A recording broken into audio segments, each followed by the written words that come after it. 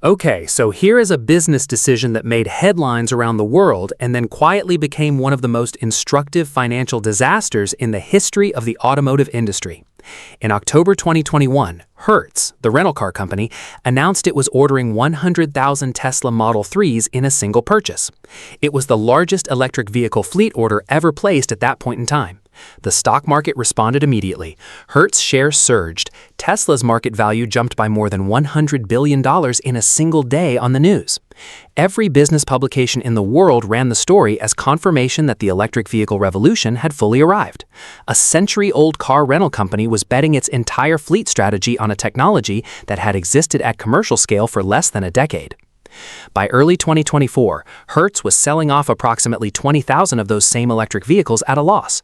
Not because electric cars stopped working, not because customers stopped wanting them, because the collision repair costs, the depreciation rate, and the damage economics of running Teslas at rental fleet scale were destroying the company's margins faster than the fuel savings could offset them.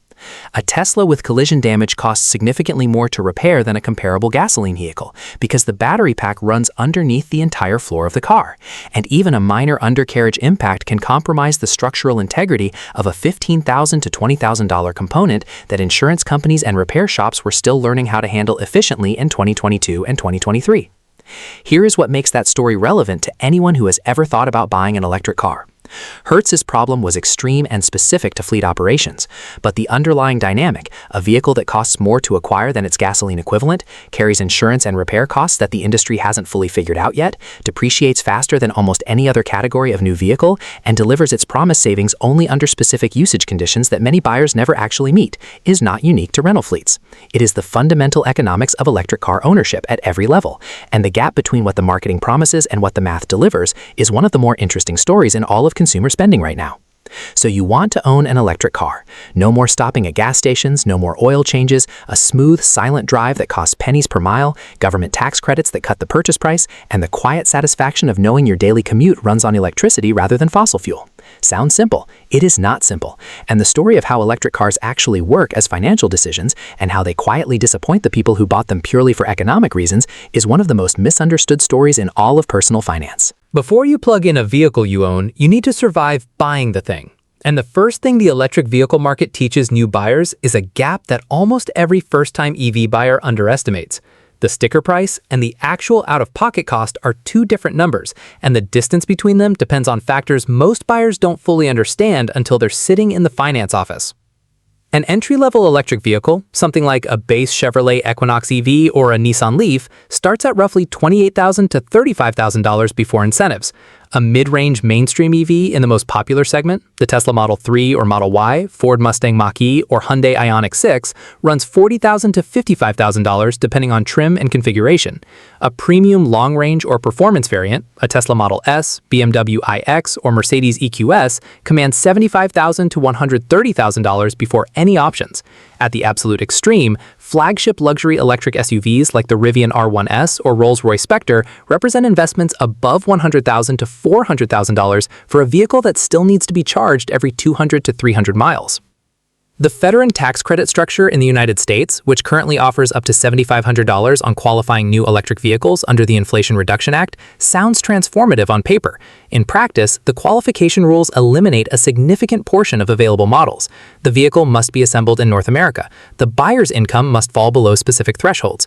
The vehicle's MSRP must not exceed $55,000 for passenger cars or $80,000 for SUVs and trucks. The battery's critical mineral sourcing must meet domestic content requirements that tightened significantly in 2024 and 2025. A buyer who walks into a dealership expecting a straightforward $7,500 discount often discovers that the specific model they want in the specific configuration they chose qualifies for a reduced credit or no credit at all. Buying used avoids some of these complications and creates others. A used electric vehicle qualifies for a separate federal credit of up to $4,000 if purchased through a dealer, and the buyer meets income requirements. But used EVs carry a risk that used gasoline vehicles don't carry at the same severity. Battery degradation.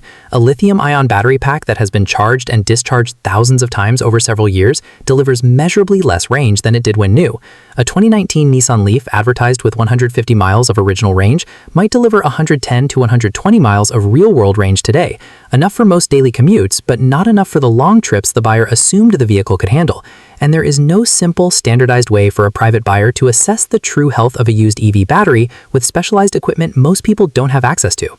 Say you've committed to a vehicle and the keys are in your hand. Before you complete a single commute, there is a layer of cost that catches almost every new electric vehicle owner off guard, because none of it shows up in the advertised price, and all of it is required before the vehicle delivers its promised economics. Home charging installation is the cost nobody budgets for correctly. A level 1 charger, which is simply plugging the vehicle into a standard 120-volt household outlet, adds roughly 3 to 5 miles of range per hour of charging. On a vehicle with 250 miles of range that arrives home at 20% battery, a full overnight level 1 charge takes 35 to 40 hours. It is technically possible and practically unusable for anyone with a real daily driving schedule. A level 2 home charger, which requires a dedicated 240-volt circuit and a wall-mounted charging unit, adds 20 to 30 miles of range per hour, bringing a full charge down to 8 to 10 hours overnight. The equipment itself costs $400 to $900. The electrician required to install a dedicated 240-volt circuit, run conduit from the electrical panel, and mount the unit safely costs $500 to $2,000, depending on how far the garage is from the main panel and the complexity of the existing electrical system. A buyer who lives in an apartment building, a rented property, or a home with an aging electrical panel faces additional complications or outright impossibility without landlord cooperation and potentially significant electrical upgrades. The electricity bill impact surprises almost everyone. Adding a 75 kilowatt-hour battery vehicle to a household's charging routine adds roughly 250 to 350 kilowatt-hours of electricity consumption per month for an average commuter. At the American average residential electricity rate of approximately 16 cents per kilowatt-hour, that is $40 to $56 per month in additional electricity cost, or $480 to $672 per year. The savings over gasoline are real, but they are smaller than most buyers expect in regions with higher electricity rates, and they disappear almost entirely in states where electricity is expensive and gasoline is relatively cheap. In California, where electricity rates in some utility territories exceed 30 to 35 cents per kilowatt-hour during peak hours, the fuel cost advantage of electric vehicles over efficient gasoline cars narrows dramatically. Here is where it gets genuinely interesting, because the financial case for electric vehicle ownership is real in specific circumstances, and understanding exactly where the savings actually exist is what separates buyers who come out ahead from buyers who overpaid for a promise. The first and most tangible saving is fuel cost. The average American drives approximately 15,000 miles per year. In a gasoline vehicle averaging 30 miles per gallon with fuel at $3.50 per gallon, that is $1,750 in annual fuel spending. In an electric vehicle consuming approximately 3.5 miles per kilowatt hour at 16 cents per kilowatt hour, the same 15,000 miles costs roughly $686 in electricity. The annual fuel saving is approximately $1,064. Over 5 years, that is more than $5,000 in fuel savings, which is real money that belongs entirely to the owner. The second saving is maintenance, and this one is more durable than most people realize. An electric motor has one moving part. A modern internal combustion engine has hundreds. The practical consequence is that electric vehicles eliminate oil changes entirely, which saves $100 to $200 per year at typical service intervals. They reduce brake wear dramatically through regenerative braking, which recaptures kinetic energy during deceleration instead of converting it to heat through brake pads. They eliminate spark plugs, timing belts, transmission fluid, and dozens of other consumable components that gasoline vehicles require on predictable replacement schedules. Over a 10-year ownership period, the maintenance saving on an electric vehicle versus a comparable gasoline vehicle runs $3,000 to $6,000 depending on the make and model. The third saving is reliability in the powertrain itself. Electric motors are mechanically simpler and statistically more durable than internal combustion engines. The components most likely to fail in a gasoline vehicle, the starter motor, the alternator, the fuel injectors, the catalytic converter, simply don't exist in an electric vehicle. For owners who keep vehicles for 8 to 10 years and beyond, this durability advantage becomes increasingly significant. Now here is the other side of the ledger, because the expense structure of electric vehicle ownership contains several costs that the industry's marketing almost never mentions, and that can eliminate years of fuel savings in a single event. Insurance is consistently higher for electric vehicles than for comparable gasoline vehicles, and the gap is larger than most buyers anticipate. The average annual insurance premium for an electric vehicle in the United States runs 20 to 40% higher than a comparable gasoline model. On a vehicle insuring at $1,800 per year for a gasoline equivalent, the EV premium might run $2,200 to $2,500. Over 5 years, that difference represents $2,000 to $3,500 in additional insurance spending that directly offsets fuel savings. The reason is straightforward. EVs cost more to repair. Their parts are more expensive, their specialized components require more skilled labor, and total loss thresholds are reached more quickly because battery damage alone can total a vehicle that appears structurally sound. Depreciation is where the economics of electric vehicle ownership get genuinely brutal, and the story of what happened in 2023 illustrates it more clearly than any abstract explanation. Tesla cut the prices of its vehicles 6 separate times across 2022 and 2023, reducing the Model 3 and Model Y by 20 to 30% from their peak prices. Every existing Tesla owner woke up to discover that their asset had lost thousands of dollars in resale value overnight, not because of anything that happened to their specific vehicle, but because the manufacturer decided to lower the price of new units. A Tesla Model Y purchased for $65,000 in early 2022 was worth approximately $38,000 to $42,000 on the used market by late 2023.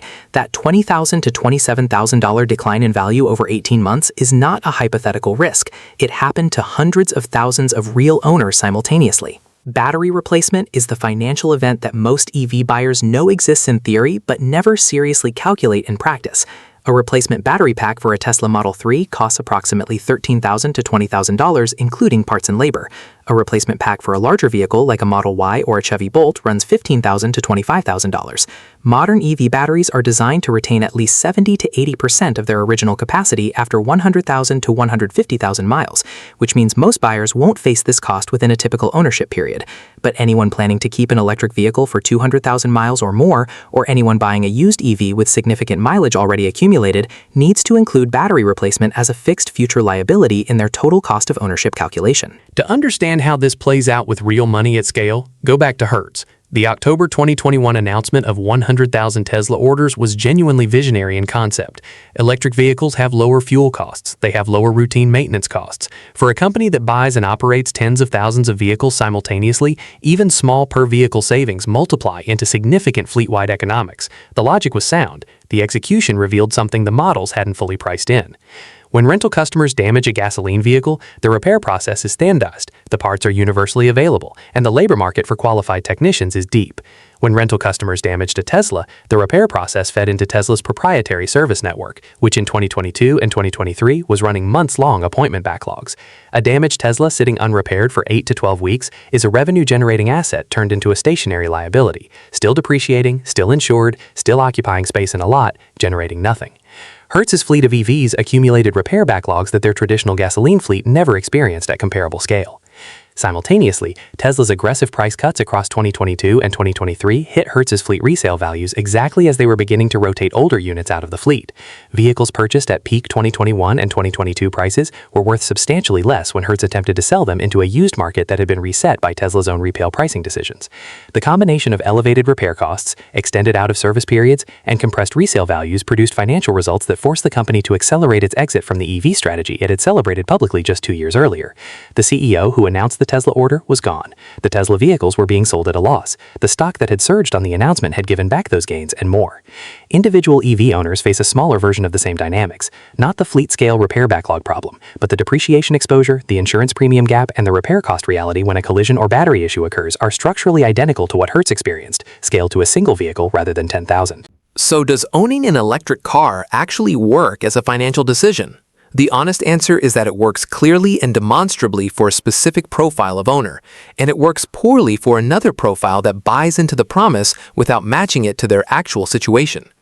In the optimistic scenario, you drive more than 12,000 miles per year on a predictable daily commute that stays well within the vehicle's range. You own your home and were able to install a level 2 charger at reasonable cost. You live in a state with moderate electricity rates and meaningful state-level EV incentives on top of the federal credit. You qualified for the full $7,500 federal tax credit on a vehicle that was already priced competitively against its gasoline equivalent. You keep the vehicle for 8 to 10 years, capturing the full maintenance saving over time.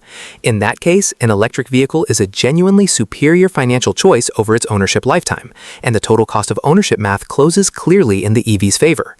In the realistic bad scenario, you live in an apartment and rely entirely on public charging infrastructure that is slower, more expensive per kilowatt hour, and less reliable than home charging.